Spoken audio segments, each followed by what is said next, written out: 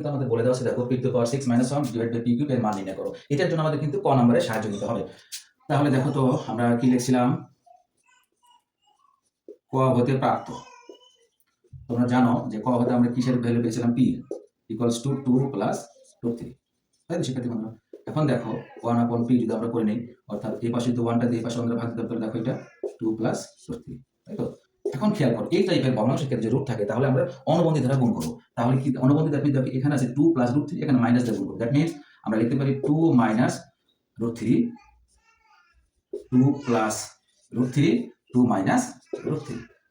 দেখো তো শিক্ষার্থী বন্ধুরা, আমরা দেখো তো হরে একটা সূত্র দেখতে পাই কিনা, দেখো তো a plus b into a minus b। তাহলে দেখো আমরা 2টাকে ধরলাম a, তার মানে 2 স্কয়ার, আর √3টাকে ধরলাম হচ্ছে b। অর্থাৎ দেখো এটা কিভাবে পেলাম আমরা, a স্কয়ার মাইনাস b স্কয়ারের সূত্র হলো, দেখো তোমরা অলরেডি জানো যে a plus b into a minus b। আমরা এই ফর্মুলাটাকে এখানে কাজে লাগাইছি।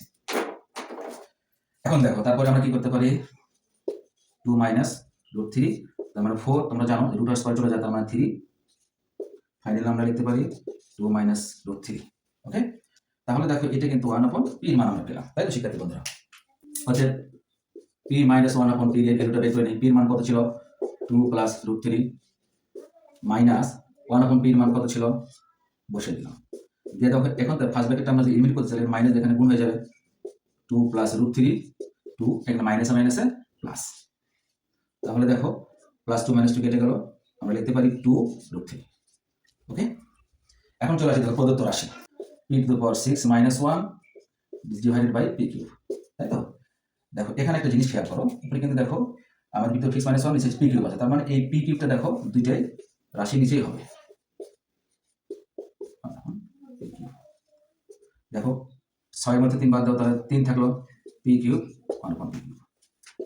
দেখো এখন এটা আমরা a cube minus b cube অনুসারে তোমরা কিন্তু জানো যে a minus b whole cube plus 3a into b, a that means হলো p, আর b that means 1/p into a minus b, তাই তো? এখন মান বসে দিই, দেখো p মাইনাস 1/p এর মান দেখো এখান থেকে ব্যবহার করবো আমরা 2√3, তারপর কিউব দিলাম প্লাস এটা কেটে গেল 2√3। এখন দেখো শিক্ষার্থী বন্ধুরা, এখন এখানে কত আসবে, দেখো তো 2 কিউব মানে এটা আমরা জানি, আর এখানে আসবে তোমার 3√3 আর 3 2 6, তাই তো? এখন দেখো কত হবে, 24 24√3 প্লাস 6√3 ইকুয়ালস টু 30√3। দেখো এই জায়গায় তোমাকে কনফিউজিং হয়ে যায়, দেখো এখানে কিন্তু 24 সঙ্গে √3টাকে x সহ কনসিডার করো, তার মানে 24x plus 6x 30x, that means আমরা ফাইনালি কি লিখতে পারি, 30√3। এটি